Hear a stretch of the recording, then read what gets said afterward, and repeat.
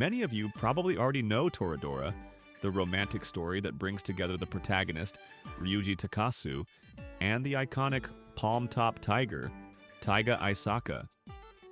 When I watched it for the first time, I found myself reflecting on how different this anime felt compared to others of the same genre, and on how deeply it had affected me emotionally. Today, I want to talk about what makes Toradora so special, and why, even years later, it still feels very different from many modern romance anime. Part 1. Characterization. The real strength of Toradora lies in its characters. In recent years, many anime, especially romantic ones, have increasingly relied on stereotypical character models. In these cases, character depth is often sacrificed in favor of plot convenience, visual appeal, or animation spectacle. Think about the typical protagonists in many romance anime. Male characters are often designed to meet certain aesthetic standards. They are attractive, slim, or muscular, and usually taller than average. But the issue is not just their appearance. Very often, these characters lack a well-defined personality. They tend to be socially awkward to an unrealistic degree, and they rarely demonstrate any remarkable personal qualities. When they try to win over a girl, it is rarely through genuine personality or meaningful actions. Instead, they often feel like blank mannequins who attract romantic attention simply because they meet certain visual or narrative standards of being a likable guy. The story then unfolds as if some invisible rule dictates that girls will eventually fall for them. The female characters are often constructed in a similar way. They are usually portrayed as extremely attractive, slim, often short, not sure why, and often designed with exaggerated physical features. But again, it's not just a matter of aesthetics. They often lack strong personalities as well. They initiate interactions with male characters in improbable ways, almost as if one were to stop a stranger on the street and immediately ask them out to dinner. Their behavior often feels disconnected from how people normally interact. They frequently take on the passive role of being courted, following a narrative stereotype in which the boy must win them over.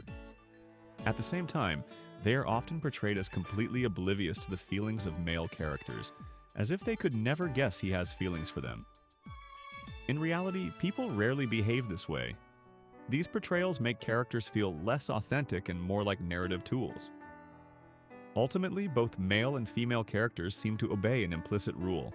Simply by existing and fitting certain standards, love will inevitably arrive. Their interactions often follow the same predictable pattern. The male character meets the female character, then he becomes unable to speak properly due to exaggerated nervousness.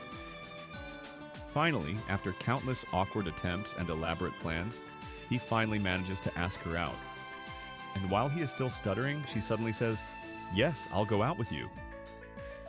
Often without any convincing reason to say so. These dynamics create relationships that feel artificial, and this is precisely where Toradora stands apart. Part 2.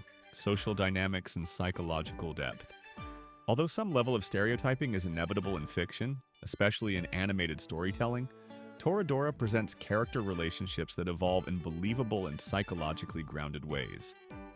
The male lead and narrator, Ryuji Takasu, teaches us not to judge by appearances.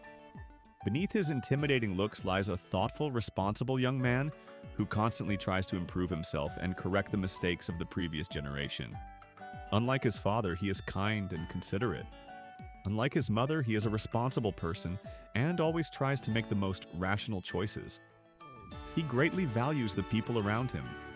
His relationships with his mother, as well as with his friends, highlight his emotional state, especially when he worries about them distancing themselves or making choices that could hurt their bonds.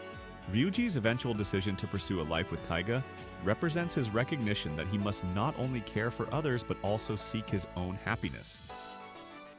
Kushieda and Kitamura also experience meaningful arcs.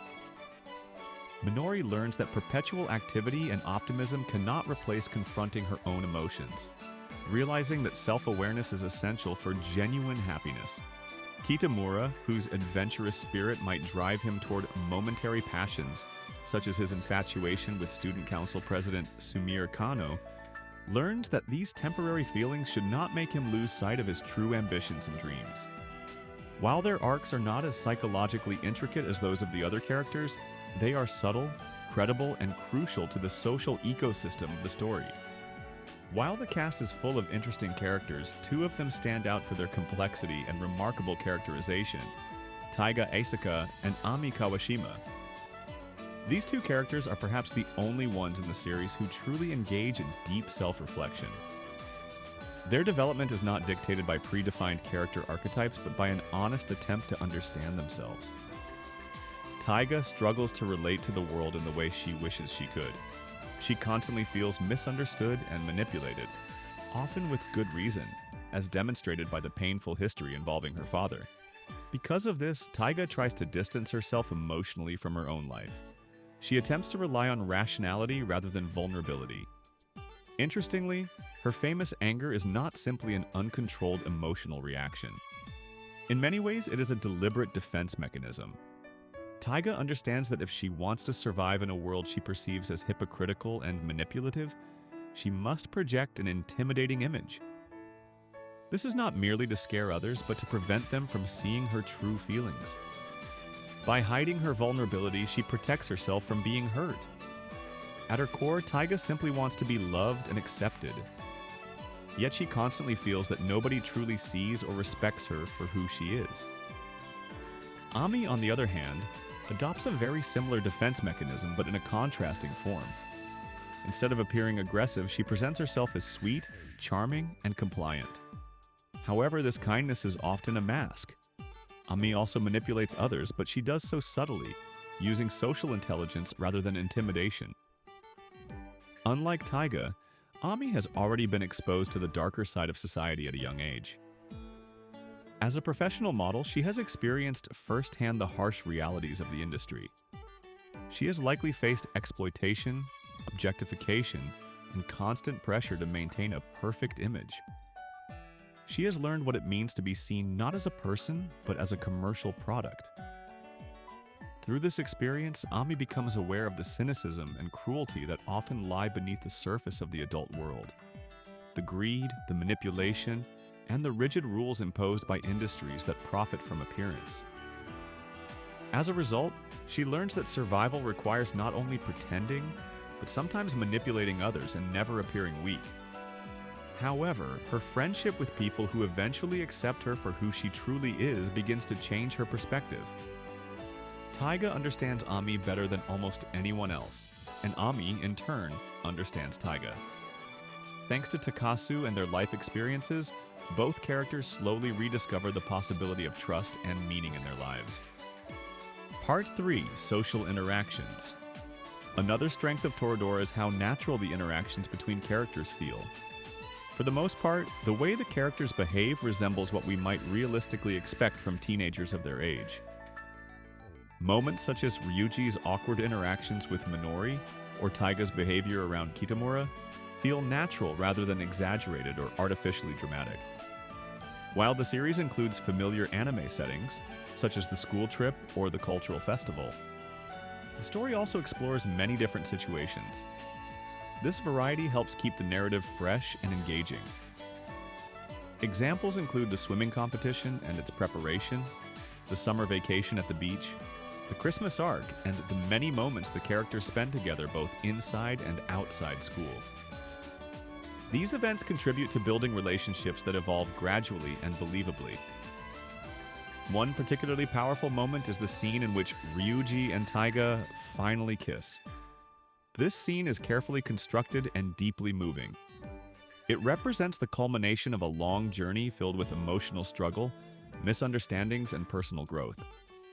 What makes it so impactful is that their story feels plausible. Their love does not appear suddenly or magically.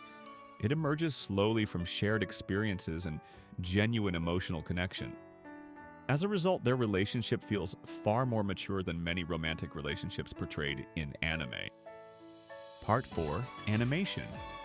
The animation in Toradora is effective without relying on excessive spectacle. Rather than displaying improbable reactions or flashy visual effects, the series maintains a style that feels relatively grounded and consistent. There is certainly a slightly enchanted atmosphere, as is common in romantic anime, but it never becomes overwhelming. Through their movements and posture, the characters reveal aspects of their personality in ways that feel alive and believable, never rigid or conventional. Paired with expressive facial gestures, the animation captures subtle shifts in emotion while emphasizing who each character truly is, thus shaping the rhythm of each scene. Part 5. Music. The soundtrack is also extremely well chosen. The music smoothly transitions between the relaxed, nostalgic atmosphere of summer and the intense emotional tension of romantic moments. It never feels intrusive or overdramatic, yet it is far from forgettable. Instead, it blends naturally into the storytelling, while quietly reinforcing the emotional weight of each scene. Final thoughts. What ultimately makes Toradora stand out is its ability to combine believable character psychology, natural social dynamics, and genuine emotional development. Rather than relying on formulaic romantic tropes, it presents a story about flawed individuals who slowly learn to understand themselves and each other. And that is precisely why, even years later, Toradora remains one of the most compelling romance anime ever made.